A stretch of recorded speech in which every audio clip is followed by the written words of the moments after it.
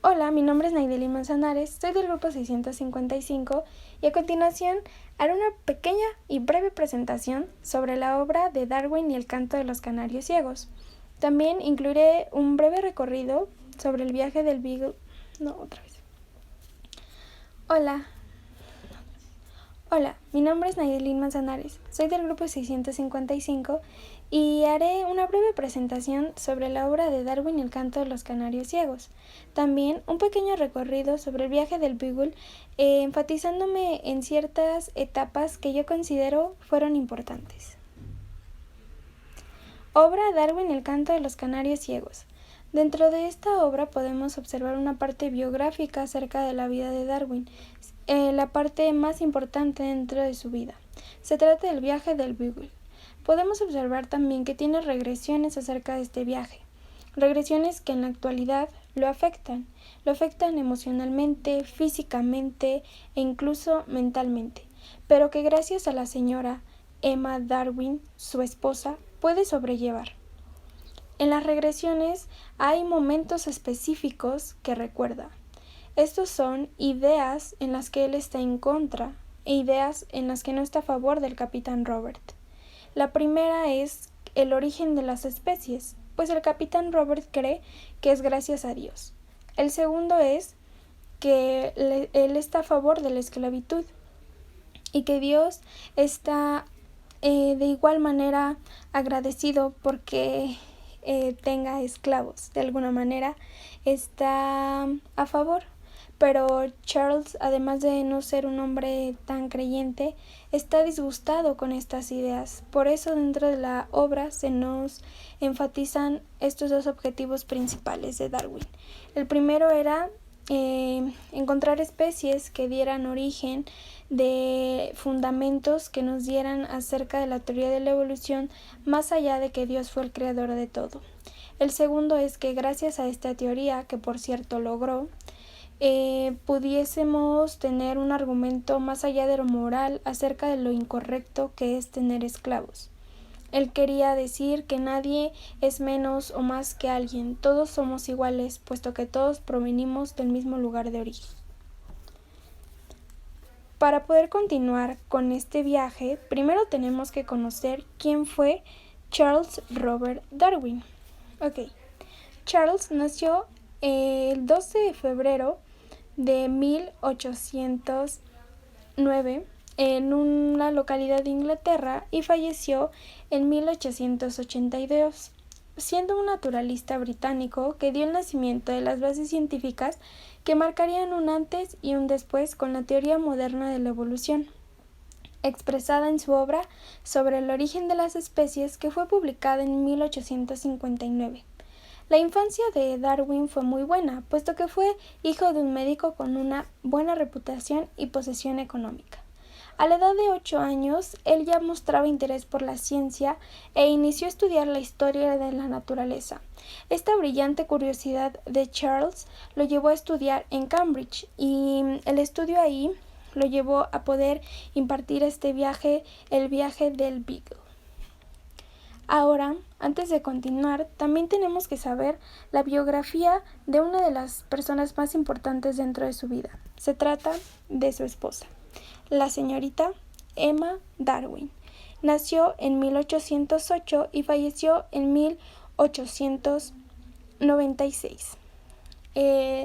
Debido a que Charles Darwin demostraba una compleja personalidad acerca de periodos de melancolía y manifestación de síntomas derivados de su hipocondríaca crónica, en estas fases él tenía una apatía con las personas, pero posiblemente la salud y vida de Darwin no habría sido las mismas de no haber tenido a su lado la presencia constante de Emma Darwin, su amada esposa, personaje que siempre lo apoyó en los momentos más difíciles de su vida. Ahora sí, podemos continuar con el viaje. Empecemos por Brasil.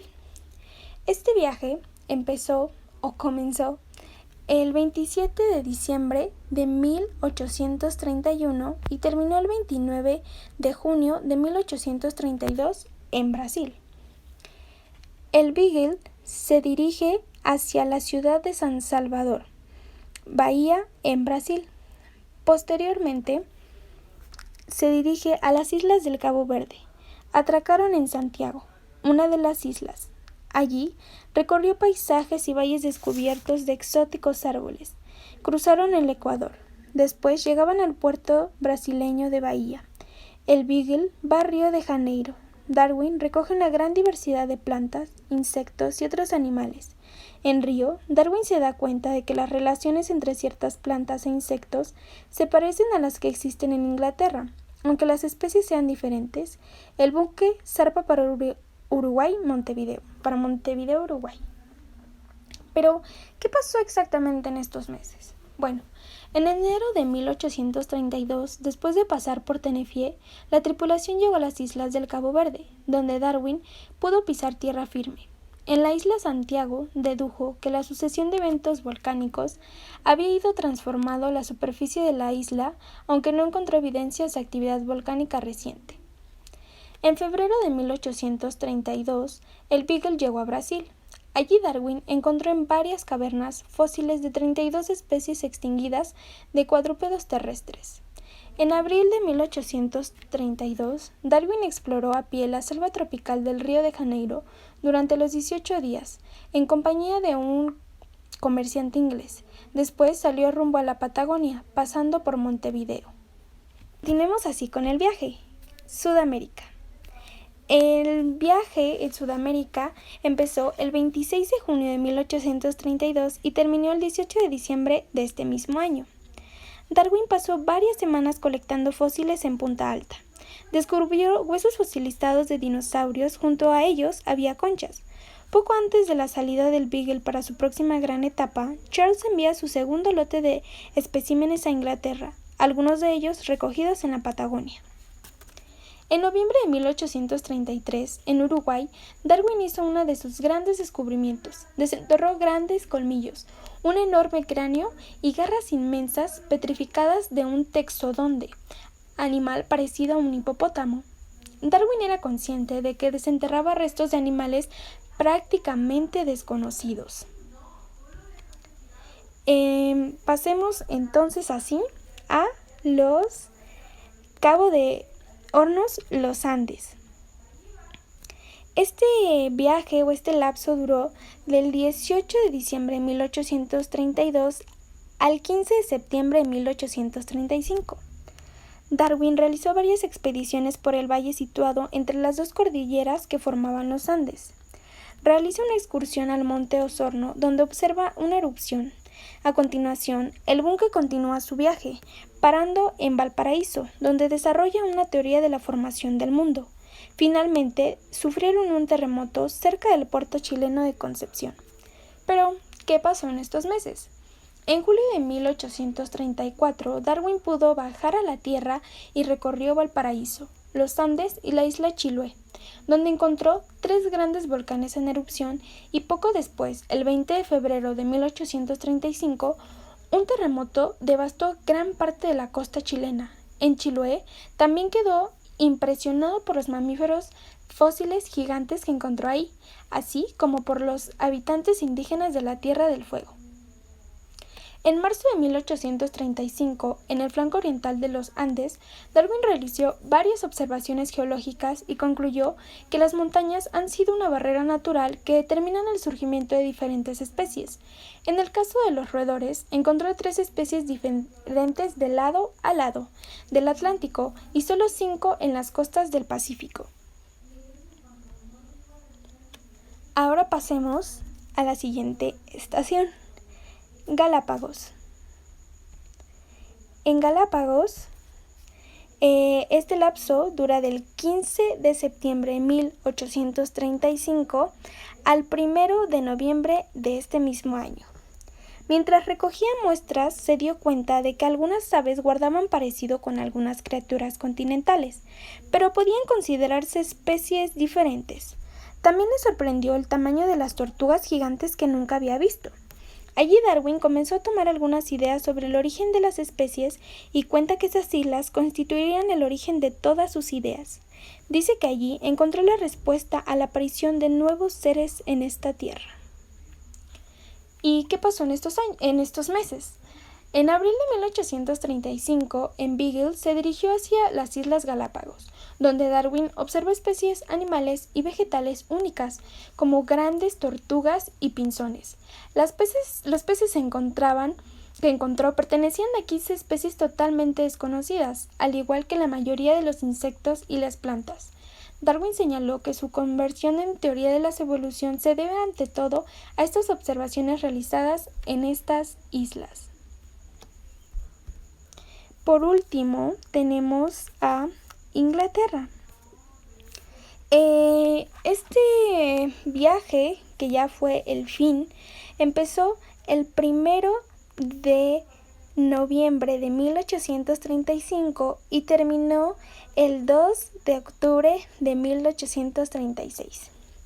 Llega a Australia y allí Sydney le impresiona y trata con aborígenes. Le sorprende la fauna por su diferencia con la de otras partes del mundo, como los ornitorrincos. Desde Australia, el Beagle navegó por el Océano Índico hasta las Islas de Cocos, donde Darwin pudo observar los corales. La tripulación comienza a navegar, posteriormente hacia la isla Mauricio, cerca de Madagascar. Después viajan hacia el puerto sudafricano de la Ciudad del Cabo.